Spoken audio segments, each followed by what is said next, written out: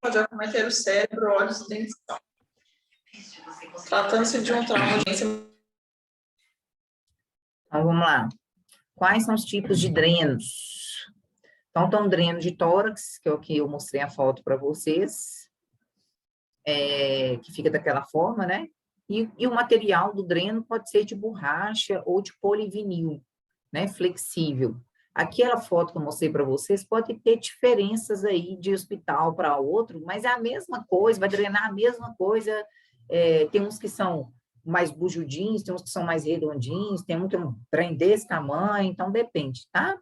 Qual que é o objetivo do dreno de tórax? Né? É remover sólidos, líquidos, né? Gases, né? Que está ali entre o espaço intrapleural, cavidade torácica, mediastino, geralmente colocado, sabe também como? O paciente tem câncer de pulmão, que começa a dar aquela água, né? Não consegue respirar e tem que drenar, né? Então, dentre vários outros motivos, né? Não só tumor, mas outras consequências de pneumotórax, né? Outras consequências aí de outras patologias que começam a dar essa secreção ali entre a pleura e o espaço entrepleural e precisa ser drenado, né? Isabela, dá um exemplo de sólido que o dreno estaria ali. O sólido tirando. É quando ela tem algum coágulo de alguma coisa, uma secreção muito esterosa que vai cair pesada, assim, sabe? Seria isso. Ah, tá. Sólido, semissólido, sabe? Seria isso. Líquido. Aí, é por isso que vocês vão observar lá, eles são sempre diferentes, sempre transparentes, para vocês observarem o aspecto, né, do que está sendo drenado, aspecto, cor, quantidade. Por exemplo, vamos supor, uma secreção mais espessa, mais grossa, seria considerada como sólida? Sólida. Uhum. É igual as dietas lá no primeiro módulo que vocês aprenderam. Sólida, semissólida, né? Semilíquida, líquida, semilíquida, pastosa, né? Pastosa, se alguém olhar, acho que é a mesma coisa de líquida, mas não é. Ela tem uma consistência mais pastosa. Ela está toda diluída, mas é pastosa, né? Mas não é um pedaço, assim, de alguma coisa que é um pedaço duro que você vai achar lá, não, tá? E o que ele promove também, esse dreno de tórax, né? Promove o restabelecimento do tórax e da função pulmonar. Então, por exemplo, esse paciente câncer que eu falei para vocês que drena, na hora ele sente um alívio ao respirar, né? Então, ele promove um restabelecimento ali, mas depois vai formar mais, né, secreção e vai ter que drenar de novo ali, né? Ele também restaura a função cardiorrespiratória após o procedimento cirúrgico. Por quê? Eu não estava conseguindo respirar. Eu vou ter a função cardiorrespiratória adequada? Não, eu vou estar cansada.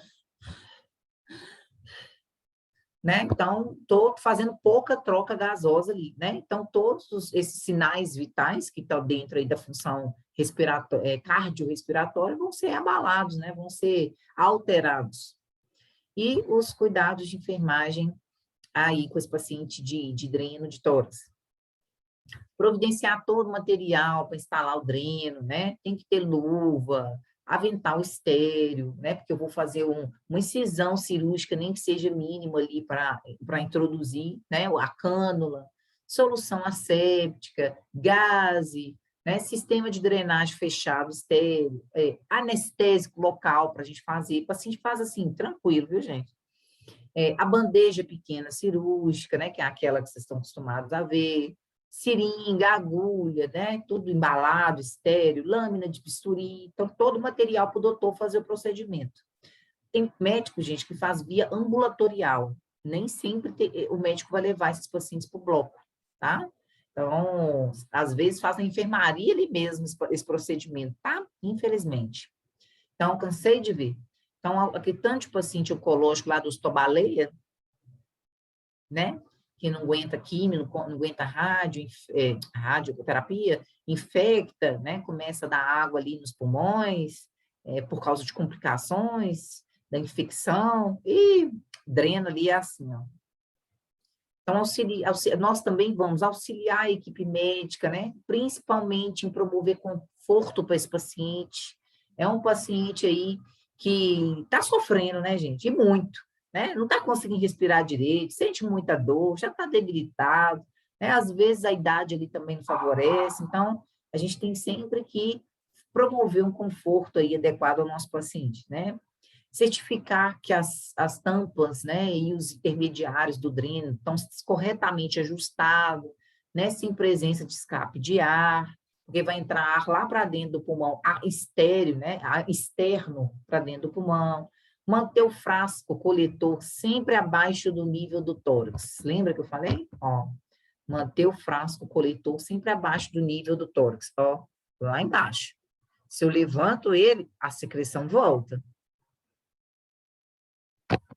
Então, o dreno, né, deve sempre ser mantido mergulhado em solução estéril, né, contido ali no frasco coletor com selo de água. Observar as oscilações, né, da coluna ali de líquido do frasco. Deixa eu só subir aqui um pouco. Fazer ordenha do dreno torácico, né, sempre que indicado, ordenha do dreno torácico, gente, é fazer massagem assim no paciente, se for indicado, né? Se não for, deixa a caída livre ali, né? Não põe a mão, não faz isso, não. Pinçar o dreno antes de transferir o paciente da cama. Por quê? Pinçar, gente, é clampar, fechar, para não descer nada. Se eu for fazer um banho de leito, se eu for transferir o paciente de uma cama para outra, por quê? Se eu deixo aquilo aberto, na movimentação do meu paciente, volta a secreção lá para dentro. E eu pioro drasticamente o quadro do paciente. Nunca se esqueçam disso, duas coisas fundamentais. Manter o dreno abaixo do nível do tórax, porque senão volta a secreção, tá? E clampar, né? Mediante o que você vai fazer ali com o paciente naquele momento, tá? Porque senão volta também. É uma coisa assim, né, Isabela? Mas pode matar o paciente, pode. né? São cuidados assim, em vez de carregar assim, né? São coisas tão pequenas, que dá um barulhão, né, tão grande, é isso mesmo. Então, não esquecer de pinçar o dreno após a transferência do paciente e não esquecer de abrir, porque depois, se você mantém clampado, né, a secreção está querendo descer e não consegue passar. Vai ficar retido aqui, o paciente vai começar a sufocar de novo e você não está vindo, o trem está clampado, né? Então, orientar o paciente para não deitar, né, nem sentar sobre a extensão ali do dreno. Observar se está dando, ó, dobra, que acontece muito em todas as sondas que põe no paciente, né? O trem fica ali represado, formação dessa alça, né, que dá essa obstrução ali. Então, isso pode provocar até uma parada cardiorrespiratória só de acontecer, né, essas voltas aí, ou ele deitar em cima do dreno. Então, manipular o frasco, o recipiente onde vai cair, né, de maneira sempre asséptica. Não pegar o frasco de qualquer forma ali, né, no meio de sujidade, né, pôr no chão, pensando somente por alguns segundos no momento que eu for fazer a despresa daquele líquido, né? Então, eu não tenho que pensar, clampar, né, por muito tempo, não posso, porque vai ficar descendo a secreção e ela vai ficar represada. Faça a clampagem só no período que você precisar fazer aquilo, solte novamente, né, imediatamente.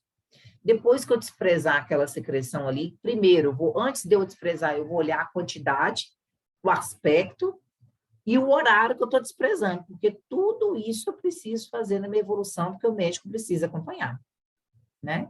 Então, depois que eu desprezar essa secreção toda, fazer ali um selo d'água, aonde que cobre 2,5 centímetros a ponta do tubo. Então, naquele recipiente, a gente deixa um pouco de água ali, tá? A gente não deixa ele seco para poder pingar ali, não. E observar aqui, tem de novo, né? Água normal? Normal. Água normal. Então, observar o volume, né? A água do hospital, não sei se vocês sabem, ela é toda tratada de uma maneira diferente. Onde eu trabalhava, no hospital particular, a enfermeira do CCIH, ela ficava doida, tipo, de 2 em 2 meses no hospital todo, colhendo a amostra de tudo quanto é torneira do hospital. A amostra de água que sai da torneira. Porque existem laudos, né, que o hospital tem que ter de tempo em tempo, não sei se é de 3 em 3 meses, não sei de cabeça a periodicidade desses testes que tem que ser feitos. Só sei que a enfermeira da CCIH ficava ali de cima dessas amostras de água, não podia dar nada. Então, tudo isso também já é olhado ali dentro do hospital, tá? Desde o bebedouro, a torneira que você lava a mão lá no banheiro, tá? Então, o paciente que esteja ali, né, deambulando, andando, né, deve ser orientado a manter o frasco coletor sempre para baixo. É igual eu falei, o paciente, ele anda o hospital inteiro com aquilo ali, né? Ele segura na alcinha, minha filha, e dá altas voltas ali no hospital com aquilo, você andando normalmente.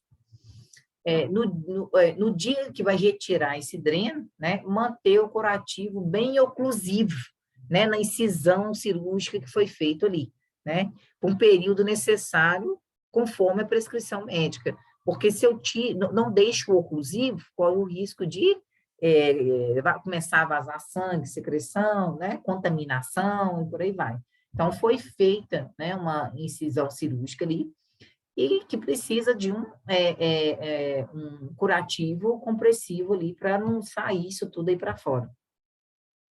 Então, tá aqui o recipiente. Isabela, no caso, como você está falando que o paciente anda o hospital todo com esse dreno pelo hospital, não é recomendado para ele ficar mais restrito no quarto, não pelo fato dele estar com essa forma com esse curativo, que é uma forma de dele se contaminar andando pelo hospital?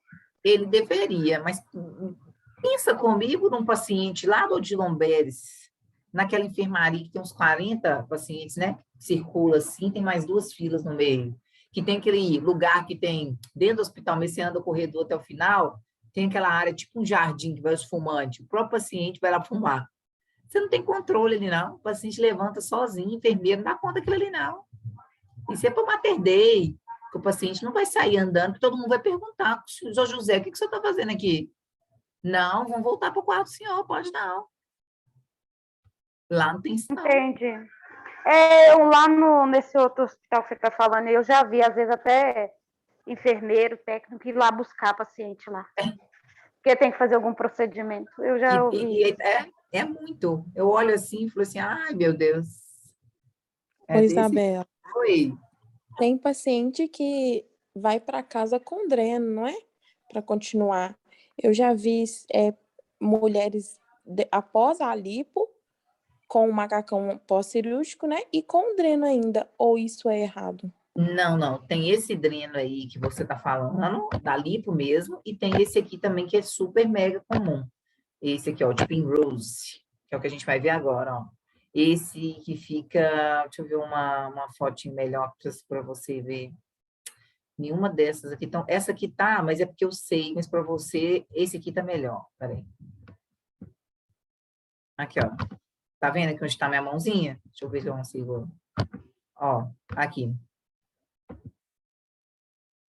Pensa numa luva, que eu peguei um dedo da luva e coloquei ali. O dreno é assim mesmo, não é duro, não. Tanto que ele vem assim, ó. Ó. Tá? O dreno foi colocado aqui, mas não está dando para você ver. É a mesma coisa disso aqui, ó. Ou seja, eu fiz a cirurgia plástica, igual você falou, deixei no cantinho ali, né, um drenozinho, porque o resto de secreção que ficou dentro da barriga ali, que eu não consegui sugar, ele não pode ficar ali retido, porque meu organismo não vai dar conta de absorver sozinho minha fisiologia. Eu tenho que colocar esse Penrose ali, que é o dreno, tá? E, uai, professora, mas aí fica um pedaço aberto, né? Fica, mas aí depois ele cola com curativo compressivo, tá? Ele é bem delicado, assim, não vai causar, vendo, ó, fica bem aqui, ó, é só um pouquinho que abre e o médico a paciente já sai da sala do bloco com ele encaixado ali. Então, às vezes... Mas aí, Isabela, no caso, como que funciona aí para o que está sendo drenado não ficar escorrendo na roupa? Põe um curativo? Põe tipo um curativo, sabe? Não é bolsa que põe, não. Aqui não vai ter nenhum para eu mostrar para vocês. Deixa eu tentar tirar aqui.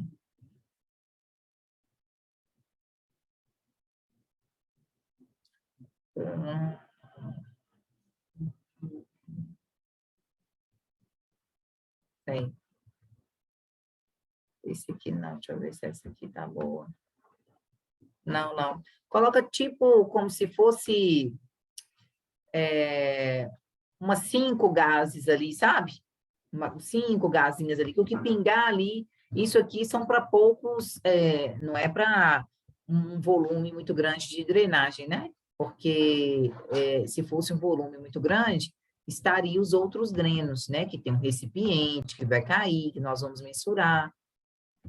Por isso que... Seria, então, só os requisitos. Isso mesmo, falou muito bem. Mas não dá para poder duvidar, não. Tem que manter esse Penrose lá, porque é melhor do que dar zebra na cirurgia ali da paciente, né? Então, geralmente, o médico ali, ele põe com precaução ali, sabe? Para não zebrar mesmo. Paciente lipo, gente, tem que ter uma coragem danada, né? Eu sou super a favor, mas assim, cutuca demais, né? Em tempo de furar algum órgão, que é o que a gente sempre vê acontece, perfurar, corre risco de embolia pulmonar, tem que tomar o trombofilítico, né? O trombolítico, todo dia, uma vez por semana, né? Então, o trem tem que colocar dreno para drenar o resto, o trem é feio para ficar bem bonito ali, né? Fácil não. Então, fora a dor pós-operatória ali. Nossa Senhora, eu nunca fiz não, mas já vi muita paciente fazendo, te falar. Então, esse dreno, né, de Penrose, é um tubo macio, igual eu mostrei para vocês, uma borracha, um material tipo um látex. Por isso que eu falei que ele realmente lembra, se assemelha-se quando a gente toca nele, né? A essa borracha tipo uma luva. E ele tem aproximadamente 30 centímetros, então também não é tão grande assim, né? Não é para coisas assim extraordinárias assim, não. Para drenar trem em grandes quantidades, não. E ele é utilizado ali, principalmente nas cirurgias abdominais, né? Vai ser sempre posicionado dentro da cavidade ali, exteriorizado, né, para o meio externo da cirurgia, na incisão cirúrgica. Existem números desse dreno, né? Pode ser da numeração de 1,5 até 3. Tem também pequeno, médio e grande. Vai depender do biotipo do paciente, a quantidade da característica que eu preciso drenar. Qual que é o objetivo de eu implantar esse dreno, né? Facilita a eliminação de líquidos acumulados no período pós-operatório. Então, é por precaução, porque eu já vou dar medicamento ali para o paciente absorver aquele resto de secreção ali mesmo. Mas o medo daquilo ali não funcionar do jeito que a gente queria, o organismo da paciente não reagir da forma como queria, eu boto o dreno ali por precaução, tá? Então, quais são os cuidados, né? Manter o dreno sempre protegido por um reservatório, manter o dreno de forma asséptica, limpa, porque contamina, tá dentro da cavidade aberta, em contato com o meio externo, está atento ali para toda possibilidade de exteriorização do dreno, né? Ou seja, ele sair, né? Tirar ele todo, perder ele todo. Verificar se o dreno está fixo ali na pele, tá solto, né? Porque a gente vai ter que comunicar ao doutor. Mobilizar o dreno com cuidado, mais ou menos 2 centímetros por dia,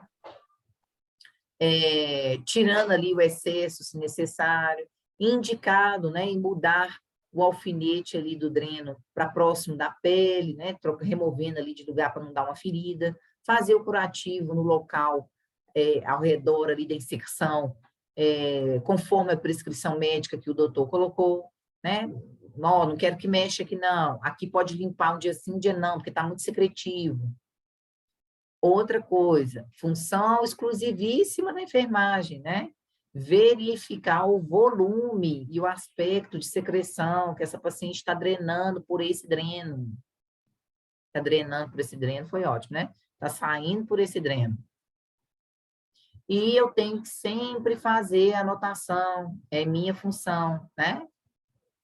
O horário que foi observado, a quantidade, o cheiro, o aspecto, a cor. Essa foto aqui é a mesma que eu mostrei para vocês, ó. Deixa eu ver se eu aumento ela um pouquinho. Paciente que fez abdominoplastia, tirou pele, tirou gordura, tirou tudo, ó.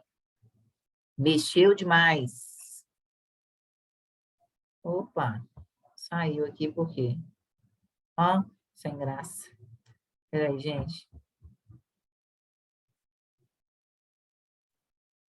Ó, voltou lá em cima.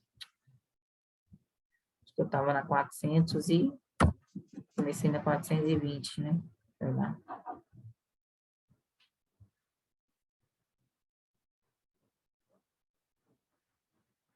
Aqui, eu estava aumentando e o trem saiu, né? Aí, ó. Vai ficar aqui na aberturazinha aqui, ó.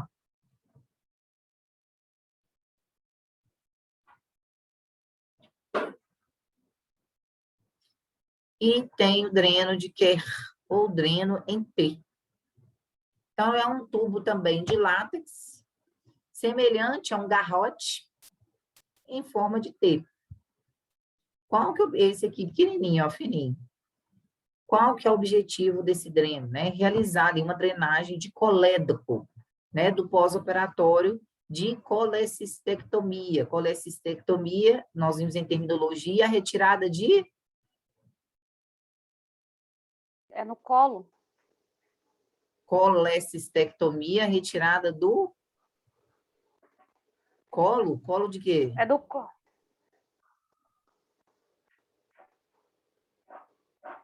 Né, de É do útero? intestino, Não, não é útero do não, útero, do intestino, não. é Útero esterectomia. é esterectomia, ístero, isso mesmo. Aqui, ó, realizar o dreno do colédoco, colecistectomia. Ah, tá Retirada falando aí de vias biliares, é o que Isso mesmo, as vias biliares. Então, colédoco é uma das vias que sai bile ali, né? O colédoco.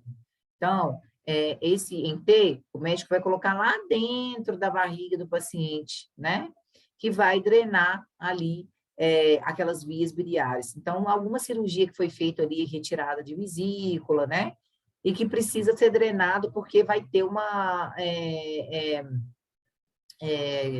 vai ter a bile, né? O colédoco, ele drena ali aquela secreção amarela da bile ali, né? E não vai ter mais a presença da vesícula. Então, precisa colocar esse dreno ali para ajudar a drenar. Quem coloca é o médico, né? Colocado lá por dentro, nós não temos acesso, mas nós temos que tomar conta aí do paciente, porque além de ter feito a cirurgia, ele ainda está com dreno internamente, né? O dreno de sucção, ou Portovac. Só tirar uma dúvida aqui, Isabela. Esse dreno de Portovac, ele é...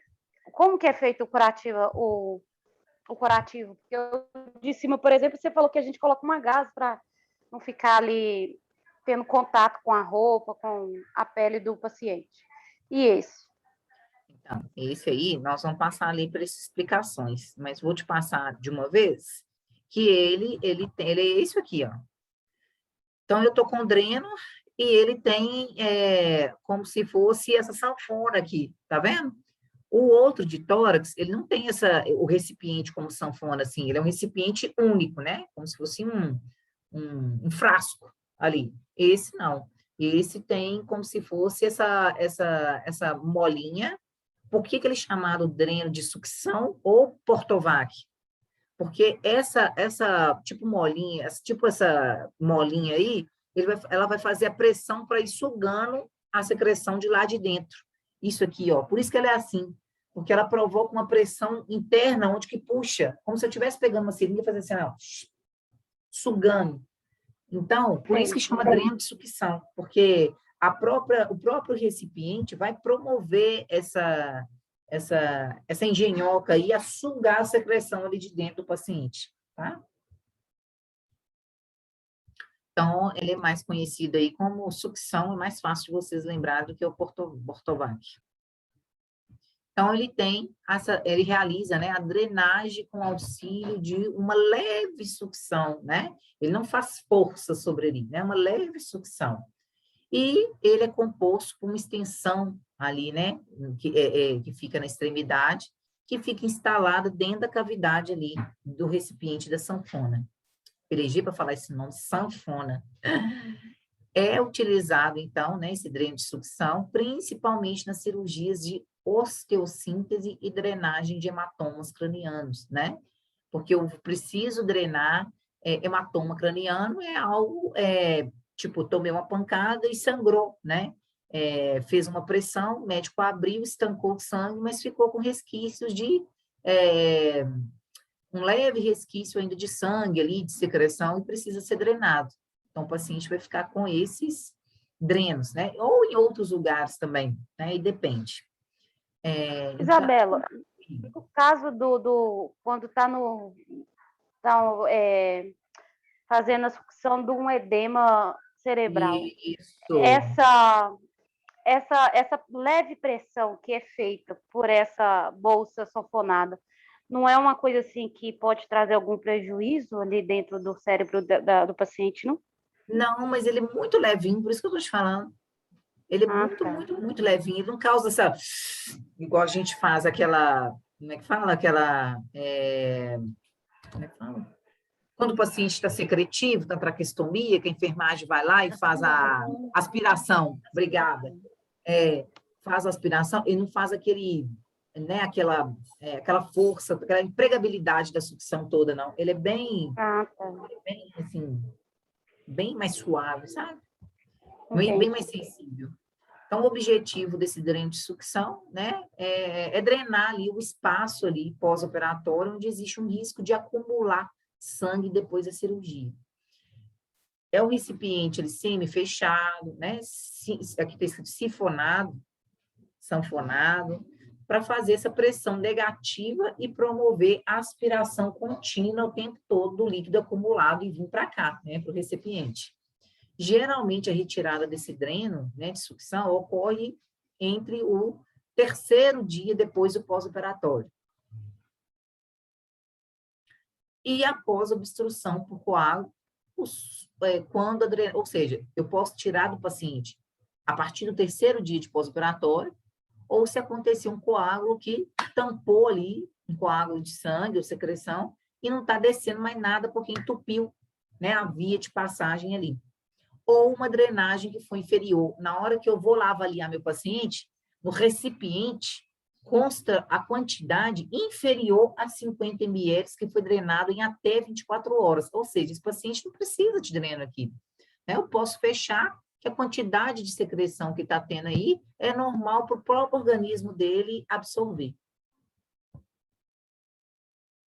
E pode acontecer, Isabela, por ele ser tão fininho, assim, pode acontecer de alguma coisa que esteja ali no meio da secreção, uma coisa assim mais sólida, vir entupir? Sim, pode. Falta de sorte aí do paciente, pode. Ainda tem mais essa. Aí, no caso, ele volta ou para o ambulatório ou para o bloco cirúrgico para vir desentupir ele?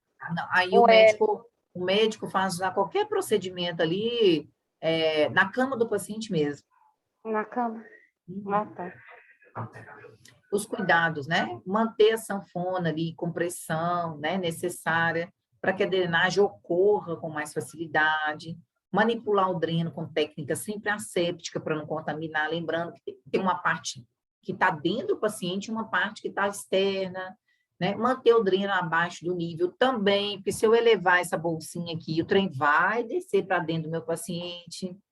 Clampar também, sempre que eu for manipular em meu paciente. Verificar se há dobras, porque vai dar obstrução, igual nós já aprendemos. Verificar o volume, o aspecto, a cor, e anotar sempre nas minhas evoluções de enfermagem. Né? Isso é imprescindível. Sobre colostomia, bolsa de colostomia, não vou nem adentrar muito, porque vocês estão tendo uma disciplina com o professor Jonathan, não tá? De feridas, as ostomias, essas coisas? Sim. Pois Não, Feridas e queimados é a Marília. Marília, né? Quando tem Desculpa. emergência. Me perdoa. Então, isso aí vocês já viram, assim, bastante coisa, bastante detalhes sobre cuidados, onde que é feito, como que a bolsa é colocada, né?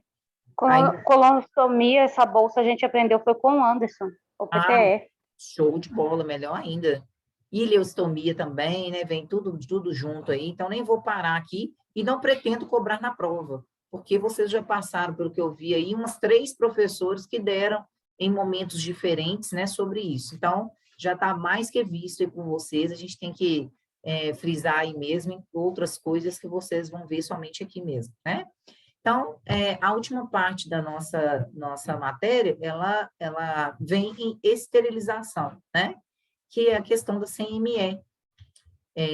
A CME é Central de Materiais Estéreo. Todo hospital de grande porte é obrigatório ter uma central de materiais estéreo. Porque toda pinça, né? Toda pinça não. A maioria dos materiais do hospital, eu não é de uso único, eu não vou jogar fora. Então, o médico utiliza uma furadeira ali para fazer uma cirurgia ortopédica, nós vamos jogar fora e comprar outra? Não, né? Nós vamos esterilizar para reutilizar em um novo paciente. Lembrando que a esterilização lá da CME, da Central de Materiais Estéreo, a gente não leva material pingando sangue, sujo de secreção para lá, não. Pelo contrário, eles nem recebem. A enfermagem, né, o técnico de enfermagem que entregar qualquer pinça, espaçador, furadeira, qualquer coisa lá na CME sujo de secreção ou sangue, eles devolvem na hora para você limpar de novo no esporro, no bloco, e voltar para que seja esterilizado, né? Porque a esterilização, ela é um processo que destrói totalmente os micro-organismos. É algo que a gente não vê. Então, o que nós estamos vendo, que é sangue, secreção e por aí vai, nós somos obrigadas a tirar no bloco. Vocês, pelo amor de Jesus Cristo, não chega com trem sujo. É uma manchinha que nem você está enxergando. Eles vão enxergar e vai voltar você para trás. Aí vai arrumar briga com o povo da CME, que o povo é chato, que o povo é sistemático, e não é nada, não. Eles estão certos de fazer isso, tá? Então, faz o trem direito para não passar raiva depois. Porque quando a gente entende muito bem os conceitos, a gente não acha que o outro do outro setor está errado, não. Porque vocês também podem ser técnicos de enfermagem que vão atuar nesses setores. Porque para eu atender uma CME de um hospital de grande porte, eu tenho que ter pelo menos uns 10 técnicos de enfermagem. Porque a CME funciona 24 horas, ela é obrigada a funcionar 24 horas, porque eu tenho cirurgia 24 horas. Quando a gente fala de hospital... Quando tem a chance de você vir lavar, tirar a sujidade, depois colocar de molho e depois vir e lavar de novo e enxaguar, tem mais chance de você não acontecer isso, né? Ah, sim, tem. Nós vamos ver aqui no processo de esterilização, existem alguns produtos e alguns materiais que eles não vão para a CME, gente. Vou dar um exemplo para vocês, né? Mais para frente a gente vai ver aqui. Um aparelho de colonoscopia ou de endoscopia, que vai lá na boca do paciente, ou outro que vai no ânus do paciente. Eu vou mandar para a CME, que vai esquentar não sei quantos milhões de graus de calor, vai derreter o aparelho todo lá. Uai, professor, então, como é que nós vamos arrumar para usar no outro paciente? Então, existem, né, esterilizantes no mercado, que graças a Deus evoluíram bastante, mas não tem muitas opções de marcas no mercado, eu trabalhei muito com isso. Tem um que é maravilhoso, a gente vai ver, se chama saneantes.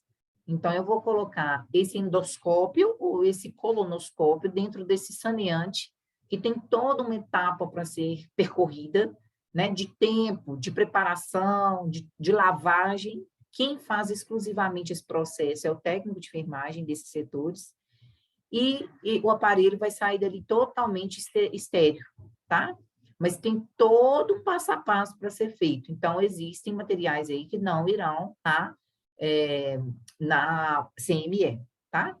Então, nós vimos aí essa questão do processo ali de destruição, né, total desses micro-organismos. E qual que é o conceito aí de limpeza de materiais, né? Então, é a descontaminação, ou seja, a eliminação parcial ou total desses micro-organismos de qualquer material, né? E a asepsia, né? Diferente aí, tudo está envolto das limpezas, né? De limpar alguma coisa. A asepsia é uma eliminação de micro-organismos da pele, asepsia. Ou então mucosas, ou tecidos vivos, com auxílio aí de antissépticos, né? Vocês já viram aí como que faz toda a antisepsia aí do paciente. Asepsia é o método, é a terminologia empregada que se dá o nome de método ali para impedir a contaminação de determinado material ali na superfície. Limpeza é remoção, né, mecânica, né, que eu vou limpar alguma coisa, ou química de sujidade de determinado local ali, vou limpar. A desinfecção é a eliminação dos micro-organismos, exceto os esporulados de materiais ou artigos inanimados, né, como o telefone, por exemplo, por meio de processo físico ou químico com auxílio de desinfetantes. Então, desinfecção, eu vou usar ali, né, auxílio por desinfetantes. A esterilização, que nós acabamos de ver lá em cima, é a destruição de todos os micro-organismos esporulados por meio de processo químico ou físico. Quando a gente fala químico, são saneantes que nós vamos ver mais abaixo. Quando eu falo físico, é quando eu coloco lá na CME, né, na Central de Material Estéril. Então, nós já vimos aí o conceito da CME. Qual que é o tipo, né, de esterilização aí, né? Centralizado é quando todas as fases do processo são executadas em suas dependências. Semi-centralizado é quando o material é limpo e acondicionado na sua unidade de origem, encaminhado à CME, apenas para esterilização ou desinfecção. Isso aqui foi o que eu falei para vocês, ó, semi-centralizado.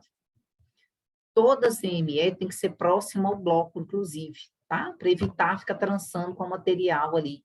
Tem CMEs que são parede meias com os blocos, tá? Tem hospitais aí mais desenvolvidos mais recentemente que já tem essa ponte entre a CME e o bloco. Mas hospitais mais antigos, eles vão ficar em andares totalmente distintos, né? Longe, que não é o ideal das construções atuais. E a central de material estéril descentralizar é cada unidade ou bloco realiza o seu processamento de material ali. Mas em via de regra, gente, é do jeito que eu havia explicado, né? Pode ter uma pequena alteração para um hospital para outro, mas em vias de regra eu faço toda a lavagem da sujidade visível perfeitamente no meu setor, que é no expurgo do bloco cirúrgico, e levo todo esse material aí para a central de material estéril para apenas esterilização, né? Eliminação total de micro-organismos, que é o que eu não consigo enxergar, né? Então, nós vamos colocar num calor lá para poder matar. Ô, Isabela, Oi.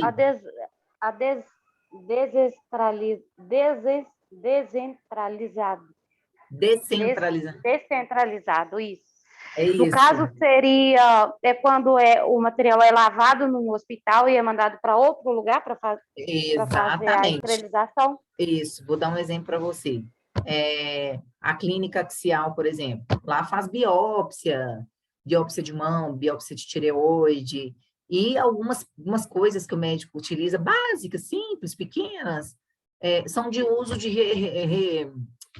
reutilizar, né? E precisa mandar para alguma CME. A axial não vai montar uma CME, né? O custo é caríssimo, tem aquelas estufas, tal. Aí, a gente manda para CME externa. Existe, professor, CME